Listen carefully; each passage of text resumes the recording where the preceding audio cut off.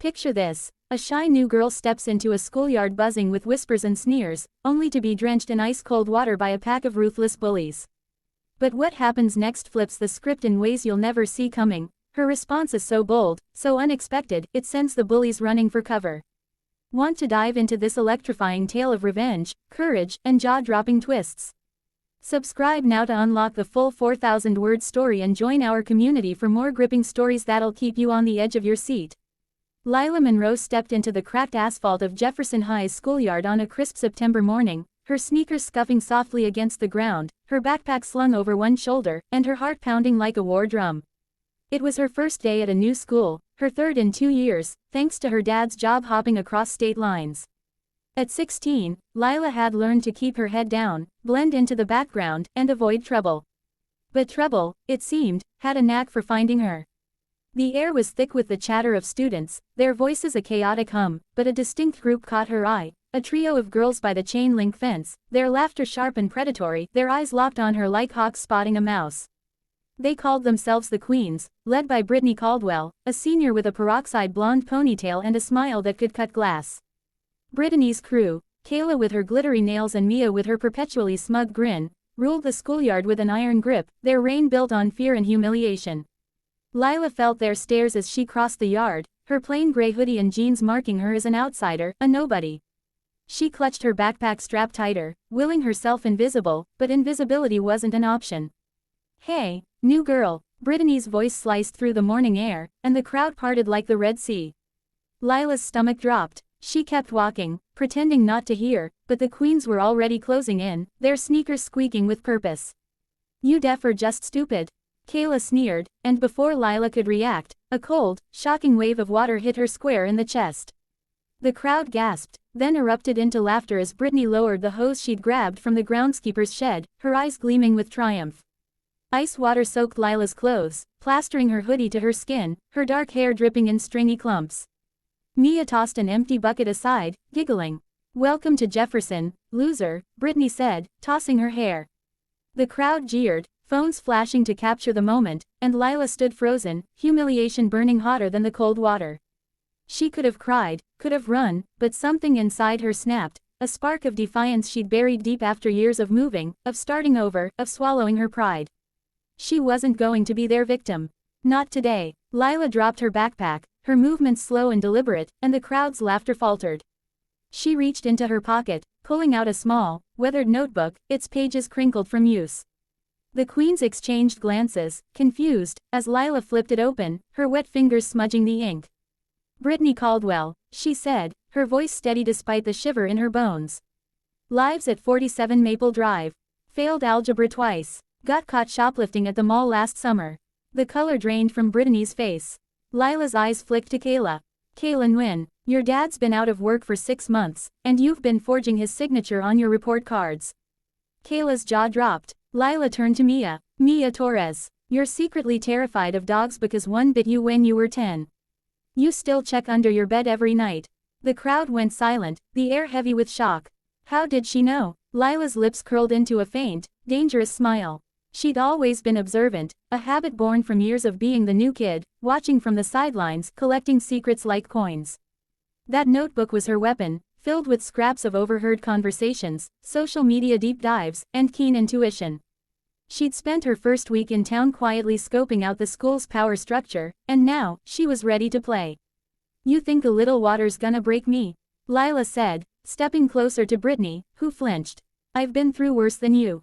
The Queen scrambled to recover, Brittany tossing her hair again, but her voice wavered. "You're bluffing. You don't know anything." Lila raised an eyebrow, flipping to another page. "Should I tell everyone about the time you cried in the bathroom after Jake dumped you for that cheerleader from Lincoln High?" The crowd murmured, phones now pointed at Brittany, whose face turned crimson. Lila didn't stop. She rattled off more secrets, Kayla's crush on a teacher, Mia's failed audition for the school play, each one landing like a punch. The Queen's empire was crumbling, and the crowd was eating it up. But Lila wasn't done. She'd noticed the groundskeeper's shed was still open, the hose lying in a coil like a sleeping snake.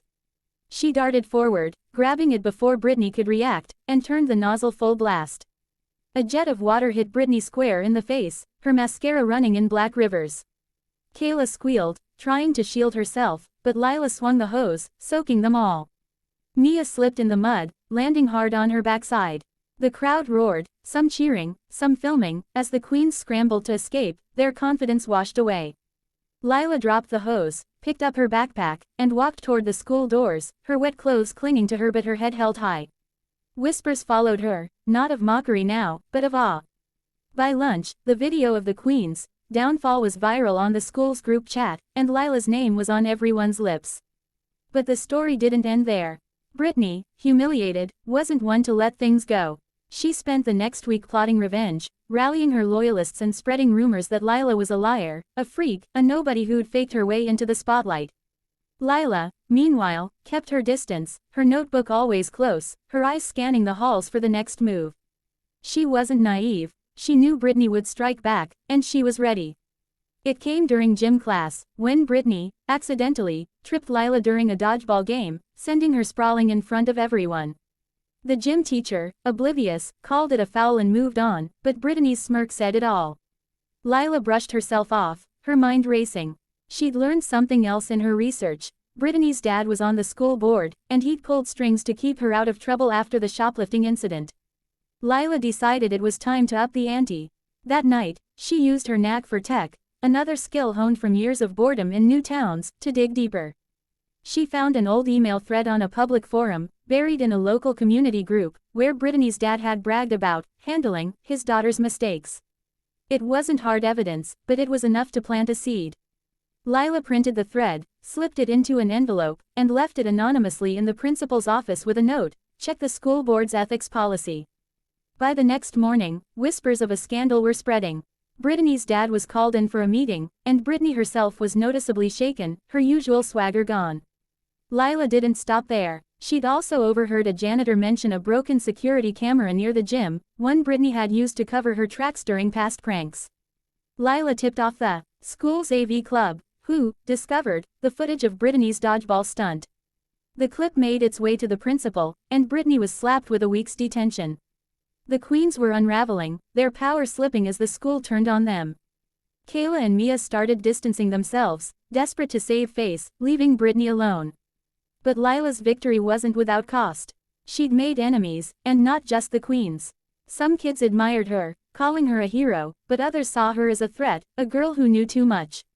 Notes started appearing in her locker, warnings, threats, scribbled words like, "Watch your back." Lila didn't flinch. She'd faced worse than high school drama. Her dad's frequent moves had exposed her to rough neighborhoods, late-night arguments, and the kind of loneliness that toughens you up. She started sitting with a new group at lunch, misfits like her, kids who'd been burned by the queens and saw Lila as their champion. Among them was Sam, a lanky kid with a knack for coding, who helped Lila beef up her digital sleuthing. Together, they uncovered more dirt, not just on the queens but on the school's cliques, creating a quiet network of allies. The final twist came at the fall talent show, where Brittany, desperate to reclaim her status, had signed up to perform a dance routine. Lila saw her chance. She'd learned from Sam that Brittany's routine was ripped off from a viral TikTok, right down to the choreography. During the show, as Brittany took the stage, Lila and Sam hacked the auditorium's projector, flashing a side-by-side comparison of Brittany's dance and the original video. The crowd erupted in laughter, and Brittany fled the stage in tears, her reputation in tatters. Lila didn't gloat, she didn't need to. The schoolyard was different now. The queens were dethroned, and Lila, the quiet new girl, had become a legend. But she knew better than to get comfortable. Her notebook was still full of secrets, and she'd already started filling a new one. Jefferson High was just one stop on her journey, and Lila Monroe was ready for whatever came next, her eyes sharp, her heart steady, and her pen always at the ready.